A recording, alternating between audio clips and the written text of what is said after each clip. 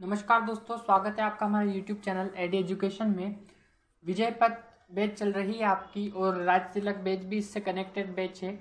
संविदा शिक्षक वर्ग 3 की हिंदी की 1000 प्रश्न सीरीज चल रही है, जिसमें आप पटवारी और MP police constable, MP SI वगैरह सारी जो क्लासें हैं वो इससे रिलेट करती हुई है। तो चलते हैं हमारे आज के पहले प्रश्न पर, और अभी तक का हमारा 61वां प्रश्न है। पहला प्रश्न आपके सामने स्क्रीन पर है। पहला प्रश्न क्या कह रहा है देख लेते हैं। पहला प्रश्न है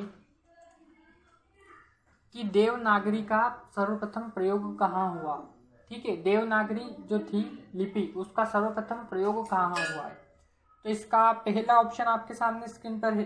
पहला ऑप्शन है गुजरात के राजा जयभट्ट 7वीं से 8वीं शती ईस्वी। अगला है अशोक के शिलालेख।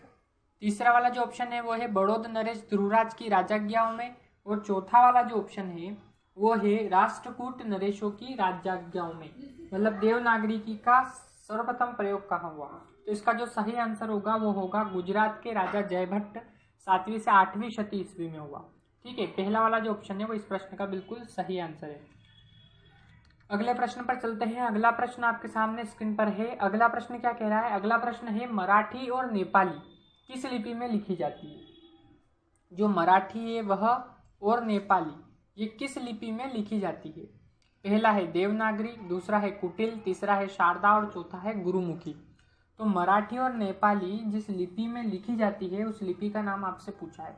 तो मराठी और नेपाली देवनागरी लिपि में लिखी जाती है, यानी कि जो पहला वाला ऑप्शन है इस प्रश्न का सही आंसर है। अगले प्रश्न पर चलते हैं। अगला प्रश्न आपके सामने स्क्रीन पर है। अगला प्रश्न है सिंधु लिपि को बाएं से दाएं पढ़ने और उसे तमिल भाषा में परिवर्तित करने वाले विद्वान कौन थे। रेवरेंड हेरस पहला ऑप्शन, दूसरा ऑप्शन है बेडल, तीसरा है GR हंटर और चौथा है डेविड डिरिगर। सिंधु लिपि को हम जब बाएं से दाएं पढ़ते हैं और उसे तमिल भाषा में परिवर्तित करते हैं तो उसके परिवर्तित करने वाले विद्वान कौन थे। इस प्रश्न का जो सही आंसर आएगा वो आएगा रेवरेंड हेरस। जो पहला वाला ऑप्शन है वो इस प्रश्न का बिल्कुल सही आंसर है। अगले प्रश्न पर चलते हैं। अगला प्रश्न आपके सामने स्क्रीन पर है। अगला प्रश्न है स्वतंत्र भारत की राष्ट्रलिपि। बहुत ही इंपॉर्टेंट प्रश्न है ये। पहला है मुंडा, दूसरा केथी, तीसरा रोमन और चौथा है देवनागरी। तो स्वतंत्र भारत की राष्ट्रलिपि कौन सी है। तो स्वतंत्र भारत की राष्ट्रलिपि है देवनागरी। बहुत ही इंपॉर्टेंट प्रश्न है। जो चौथा वाला ऑप्शन है इस प्रश्न का बिल्कुल सही आंसर है। अगले प्रश्न पर चलते हैं। अगला प्रश्न आपके सामने स्क्रीन पर है।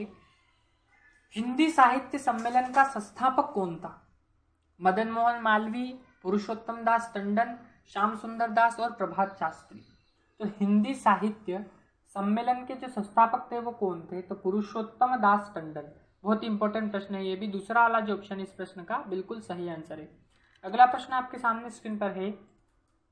अगला प्रश्न है हिंदी भाषा की बोलियों के वर्गीकरण के आधार पर छत्तीसगढ़ी बोली है। पश्चिमी हिंदी, पूर्वी हिंदी, पहाड़ी हिंदी और राजस्थानी हिंदी। यानी कि हिंदी भाषा की बोलियों का जो वर्गीकरण किया है उसके आधार पर छत्तीसगढ़ी कौन सी बोली है। ठीक है, तो इस प्रश्न का जो सही आंसर होगा वो होगा आपका पूर्वी हिंदी। जो दूसरा वाला ऑप्शन है वो इस प्रश्न का बिल्कुल सही आंसर है। अगले प्रश्न का रुख कर लेते हैं। अगला प्रश्न आपके सामने स्क्रीन पर है। अगला प्रश्न क्या कह रहा है। अगला प्रश्न है 7वां प्रश्न। हिंदी का पाणिनि किसे कहा जाता है या किसे कहा गया है। पंडित कामता प्रसाद गुरु, आचार्य किशोरीदास वाजपेयी, अंबिका दत्त व्यास या राहुल सांस्कृत्यायन। तो हिंदी का पाणिनि किसे कहा गया है। इसका सही आंसर होगा आपका, बहुत ही इंपॉर्टेंट प्रश्न है, कि हिंदी का पाणिनि कौन है या किसे कहा गया। तो इसका सही आंसर है आचार्य किशोरीदास वाजपेयी। जो दूसरा वाला ऑप्शन है वो इस प्रश्न का बिल्कुल सही आंसर है। इन्हें ही हिंदी का पाणिनि कहा गया है। अगला प्रश्न आपके सामने स्क्रीन पर है। अगला प्रश्न है मानक हिंदी से क्या तात्पर्य है। ठीक है, आदर्श के रूप में हिंदी का स्वीकार्य रूप मानक हिंदी कहलाता है। केवल लिखने पढ़ने की हिंदी को मानक हिंदी कहते हैं।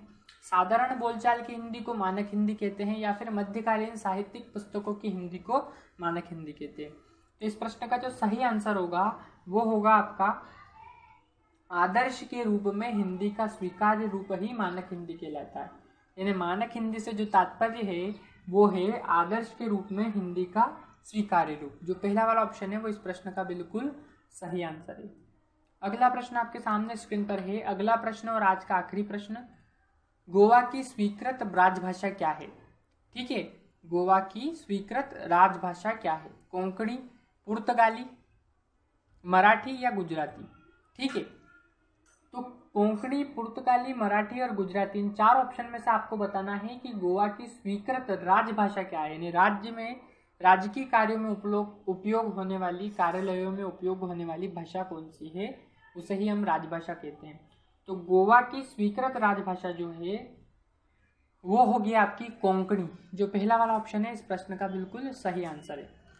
ठीक है, और आज का आखिरी प्रश्न आपके सामने स्क्रीन पर है। अवधि शब्द का अर्थ है अवध की भाषा, अवधि भाषा कहलाती है, काल अवधि कहलाता है, अवधवासी अवधि कहलाते हैं या अंधा अवधि कहलाता है।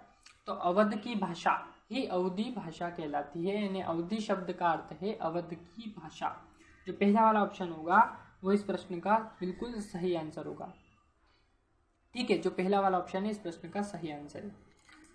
तो आप ये जो सीरीज चल रही है हमारी विजय पथ बैच, ठीक है, इस विजय पथ बैच में संविदा शिक्षक वर्ग 3 और व्यापम से रिलेटेड जितने भी एग्जाम हैं उसकी हिंदी की प्रश्न सीरीज हमने स्टार्ट की और बहुत ही इंपॉर्टेंट प्रश्न जो पूर्व परीक्षाओं में पूछे गए हैं उनका इसमें संग्रह किया है हमने। तो इसकी फ्री पीडीएफ भी आप हमारे टेलीग्राम चैनल, जिसकी लिंक डिस्क्रिप्शन में दी है, वहाँ से प्राप्त कर सकते हैं। और इसी प्रकार के प्रश्नों के लिए बने रहिए हमारे साथ और देखते रहिए हमारा यूट्यूब चैनल एडी एजुकेशन। यदि आपने हमारे चैनल को अभी तक सब्सक्राइब नहीं किया है तो कृपया सब्सक्राइब करें और इस प्रकार की सीरीज़ का सबसे पहले आप बेल आइकन पर क्लिक करेंगे तो इसका नोटिफिकेशन सबसे पहले आपको प्राप्त होगा। धन्यवाद। नमस्कार दोस्तों, स्वागत है आपका हमारे यूट्यूब चैनल